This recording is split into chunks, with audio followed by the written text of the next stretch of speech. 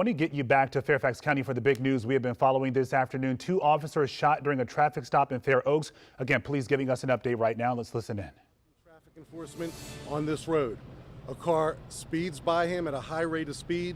Our police officer gets behind him, activates his emergency equipment. The car pulls over, but not only does he pull over, he pulls over very abruptly and slams on his brakes. So the officer obviously noticed that the driver slammed on his brakes abruptly, but nonetheless he gets out and is conducting what amounts to a normal traffic stop for a traffic violation, speeding. The lone person in the car, who I will refer to as our gunman, who ultimately shoots 2 uniformed Fairfax County police officers, is immediately hostile, immediately argumentative, immediately behaving in a manner inconsistent with what we encounter with a typical motorist. He's combative. He refuses to identify himself. He refuses to produce any identification whatsoever. He does tell the police officer that he is armed. The police officer hears him. As other police officers arrive on the scene, our initial police officer tells the driver, our gunman, to stop reaching for his firearm. His firearm is in a holster attached to a gun belt that our bad guy is wearing over his clothing. As the backup officers arrive, one of the backup officers, a 19-year veteran, interacts with our motorist, with our gunman, tells him to stop reaching, and tries to prevent the gunman, the occupant of the car, from grabbing his gun. The gun comes out of the holster.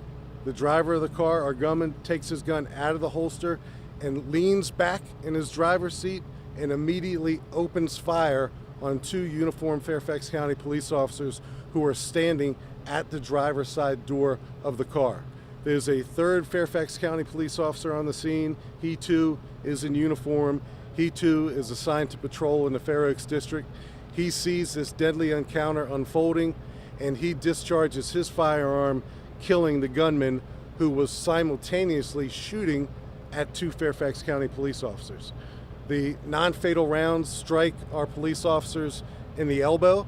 They were standing side by side, so it looks like preliminarily the gunshot wounds are to their arms, to their extremities. So they're being treated at local hospitals for non-life-threatening injuries, thank God. So I will pause there and take any questions. Paul Wagner. Chief, you've seen the video. These officers had body-worn cameras, all 3 of them. Have you seen the footage from all 3 cameras? Paul, I've seen body-worn cameras not only from all 3 body-worn cameras, but our police officers in Fairfax County also have in-car videos inside their police cars. I've seen that as well. So if I appear to be speaking with a degree of certainty, it's because I am certain. I'm certain that these officers are lucky to be alive. I'm certain that they were fired upon by a gunman whose intention was to kill them. And I'm certain that the bravery exhibited by the 3rd officer on the scene ultimately saved their lives. And thank God for body-worn cameras, because it puts police leadership in a position to speak with certainty about a critical event like an officer-involved shooting. And ultimately, that's what our community wants to hear. They want to know what happened, and they want to know it sooner rather than later. Nothing that I'm communicating to you is something that I think will change in any way, shape, or form. Chief, yes, Tom, good. The injuries are to both officers' arms. Chief, Tom, and then, I'm sorry. Could you tell folks what these instructions the officer was giving this individual and what he was giving back to them as far as this hospital? Well, multiple commands to stop reaching for a firearm that's obviously visibly displayed in a holster attached to a gun belt. Multiple requests to identify himself, multiple requests to produce identification, multiple requests to produce some type of registration for the vehicle. We have a body-worn camera release policy, so within 30 days, we will share the entirety of this body camera footage with our community, with you, not only the body-worn camera, but the in-car video. But I've seen it, and I'm just taking a sigh of relief that these officers will live to police this community another day, and we're all very grateful for that. Anything, Chief? Josh Chapin from Josh. 7. Anything about these officers, their experience, how many years they've been on the force? You talked about the other guy who was here maybe, would you say 18, 19 years? Yeah. And anything about your gunmen as well you can share? So experienced cops, and that's a good question. 19 years of service, Fairfax County. 18 years of service, Fairfax County, and then the youngster of the bunch, 2 or 3 years, 2 or 3 years on the job. Our gunman, and again, he's been pronounced deceased at a local hospital after he fired and struck 2 of our officers. And we're going to know more about him as time goes by. I know he's a local resident. In fact, he lives right down the street. I know he's 36 years old, and we're going to learn more about him, and we'll share that when we get to it. Chief David, Matt Gregory, WC9. I was wondering who takes over the investigation at this point? Yeah, good question. So our Major Crimes Bureau will work hand in glove with the Commonwealth's Attorney's Office. Our Internal Affairs will conduct a concurrent administrative review to ensure that our actions complied with our policy and our general orders. But we'll all work in tandem with each other. The last officer-involved shooting we had in Fairfax County was in September of 2024. We had 1 in that calendar year. This is our first officer-involved shooting in 2025. I'm just glad I'm not in a position where I have to call it more than that. When will you release the name of the suspect? We'll release his name when all families are notified, so within a day or so. I think we have a policy associated with that. Chief, you said one Soon. officer had 19 years service, one had 18, the other one 2-3. Which of those are the officers who were injured today? Which was the one who was able to take down the suspect? So the 2 officers who were shot non-fatally never discharged their firearms. Right. That's how quickly this happened. They were trying to prevent our gunman from taking his gun out of his holster. So their hands were occupied trying to do that de-escalation, trying to restrain him from taking his gun out of his holster. The 3rd officer who discharged his firearm was on the other side of the car. So he was in a position, he had a point of view where he was able to fire his firearm to save the lives of his 2 officers. We're trying to ascertain which was which. Were the 2 Yeah, we're gonna get to that in due time. If I prematurely notify who did what, I want to make sure the families have an opportunity to hear it from the officers themselves. What's the time span here? If backup was called in and then arrived, presumably a number of minutes were going by. It's a matter of minutes, pretty quickly.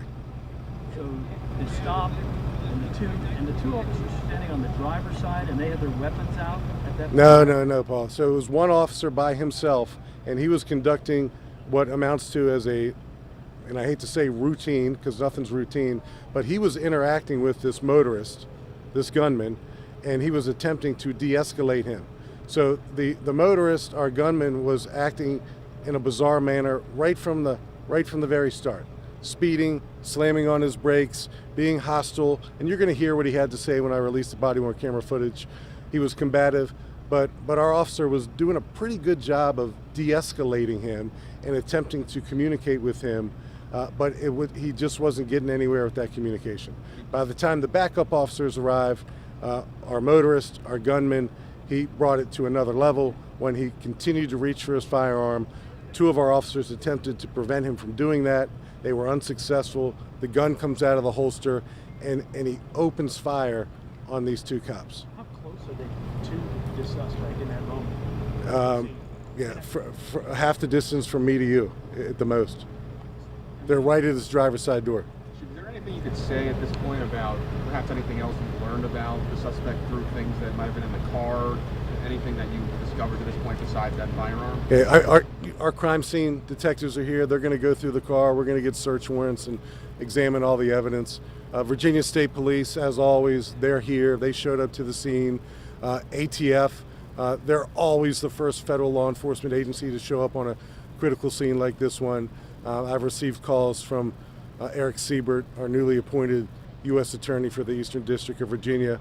I received a call from Steve Jensen, who's the newly appointed Assistant Director in charge of the FBI's Baltimore Field Office. So there's a lot of interest in this case, a lot of really just, what do you need and how can we help you? So I appreciate not only our community, but the law enforcement community at large from reaching out to offer assistance. Presume the gun on top of the car is the gun in question? Correct.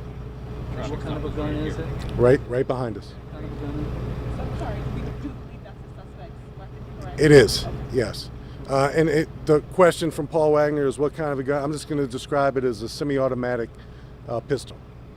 Chief, there is any indication that the suspect is under any influence, alcohol or any drug? Maybe? So there'll be an autopsy, there'll be a toxicology, so I'll be able to answer that question with certainty. You know, he was behaving and acting and communicating in a manner that wasn't normal. It was bizarre. So I don't know if in fact that had anything at all to do with any level of intoxication. There's no immediate signs of intoxication at all, but the toxicology report will eventually tell us that with certainty. Yes, ma'am. You got one? Oh, no, you answered it. Okay. Thank you. Chief. You're done with me. Okay. Wait, Chief, I have one more. I noticed the car in that parking lot might have had the back window shattered. Did you notice any part of the investigation further than the car? No, so I just came from the scene, walked around it a couple times. I haven't seen any back windshields shattered, but we'll go back and take a look. And then just one more, just the nature of this happening in the afternoon in a busy area, the responsibilities of your officers to make sure they can do their job and keep the community safe. Yeah, well, it's startling. It's a beautiful April day, and you know, you all probably know we came from Fairfax County High School earlier in the day when two students were in an altercation and one stabbed the other. That's certainly unusual, thank goodness. This is certainly unusual as well, but it just kind of, you know, since the beginning of time in policing, we, particularly in our training academies, we always talk about never considering a traffic stop to be routine or normal or benign, because a speeding traffic stop like this one, captured with a radar gun, turned into a deadly encounter. And again, thank God our police officers are okay. Yeah.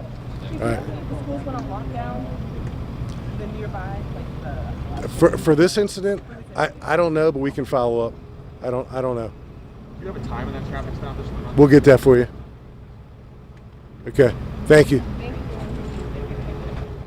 Thank you all for coming out. All the information you asked about, we will be updating on our blog as soon as we can release it, so you can follow that or on any of our socials at Fairfax County PD. Thank you. All right, what can I do to help?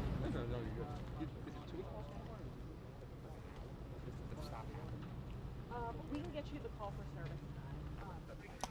WUSA 9 News at 5 begins right now with the breaking news you were just listening to. Two police officers shot in Fairfax County, Virginia. Yeah, we're told they were wounded during a traffic stop. They were both rushed to the hospital and are expected to recover. All right, so in the last 10 minutes, we learned the officers returned fire and killed the suspected shooter.